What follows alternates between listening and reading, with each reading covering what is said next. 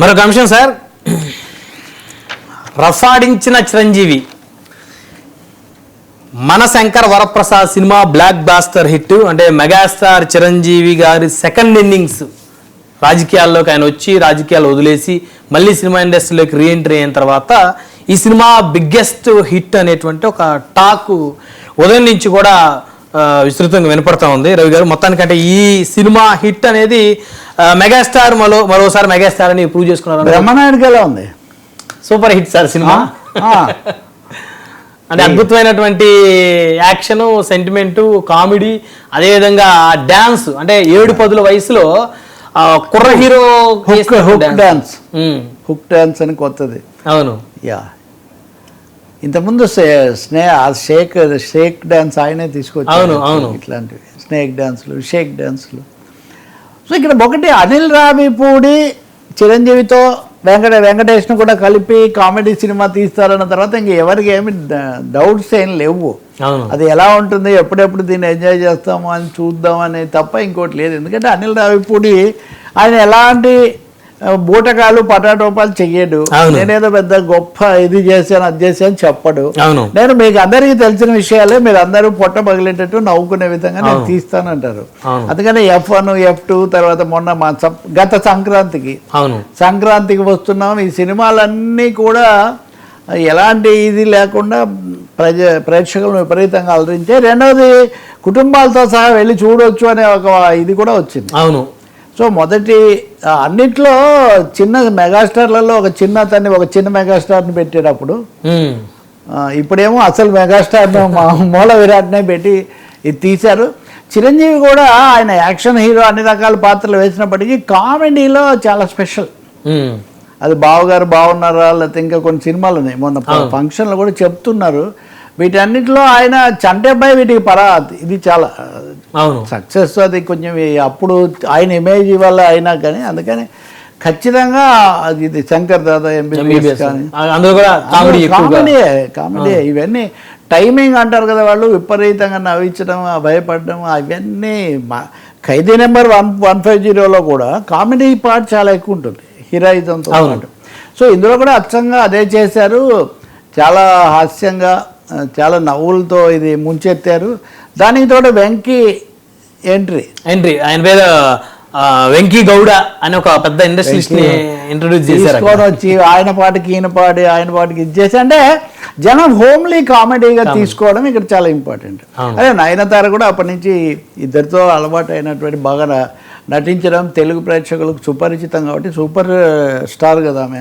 So వీటన్నిటితో అది పండింది. రావిపూడి అయితే చాలా హామీ ఇస్తూ వస్తున్నారు ముందు నుంచి, మీకు ఏమాత్రం లేదని ఎక్స్పెక్టేషన్ పెట్టాడు.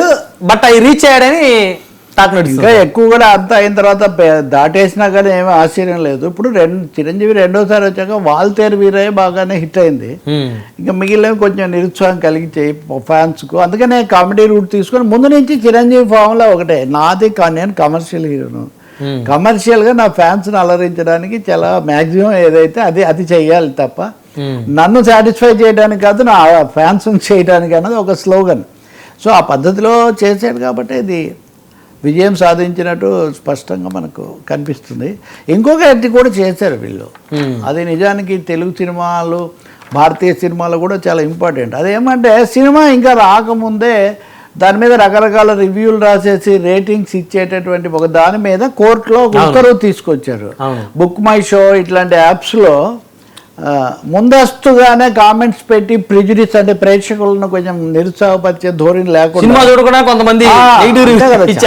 చేస్తుంటారు. అనవసరంగా చూశాక మీరు చెప్పొచ్చు. రెండోది 2 రోజులు మామూలు అందరు చూసి ఒక ఫీలింగ్ రావాలి కదా. ఈ విషయంలో ఏం జరిగిందంటే, తమిళనాడులో ముంబైలో గతంలో సినిమాలు కోర్టులకు వెళ్తే కోర్టులు ఒప్పుకోలే.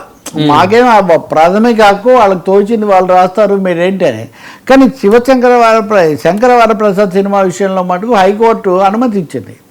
ఏమి అంటే, ఈ బుక్ మై షో యాప్లు టికెట్లు అమ్మడానికే కానీ అక్కడ ఈ కామెంట్స్ పెట్టి ముందుగా ఒక ముద్ర వేయకూడదు కాబట్టి దాన్ని ఆపారు. దీన్ని అందరూ కూడా స్వాగతించారు. అంటే ఒక విధంగా విడుదల కాకముందే ఇది ఒక విజయంతో బయలుదేరింది.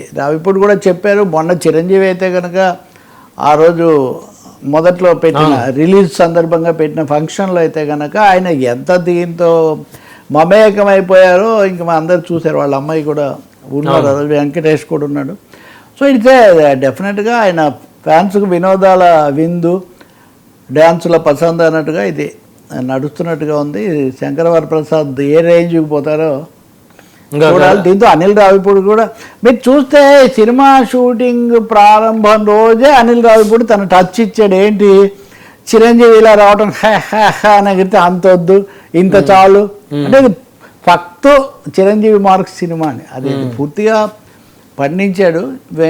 వెంకీ కూడా తోడయ్యాడు. వాళ్ళిద్దరు మంచి, ఆయనకి మంచి ఇమేజ్ ఉంది కాబట్టి ఆయన చాలా ఉంది. రెండవది ఫ్యామిలీ యాక్టర్ అని మంచి పేరు. సెంటిమెంటేషన్ అంటుంటారు, వెంకటేష్ కదా సెంటిమెంటేషన్. సెంటిమెంట్లు ఇవన్నీ కూడా సెంటిమెంట్ పండిస్తే కామెడీ ఇదంతా చేసి అంటే ఇటు కామెడీని అటు కరుణను కూడా పండించడం కొంచెం అరుదైన విషయం. అదే అది వెంకటేష్కి అది కలిసి వచ్చింది. చిరంజీవి అన్ని విధాల చిన్నపిల్లలు చూసే యాక్టర్ అప్పుడు ఇప్పుడు కూడా. అవును.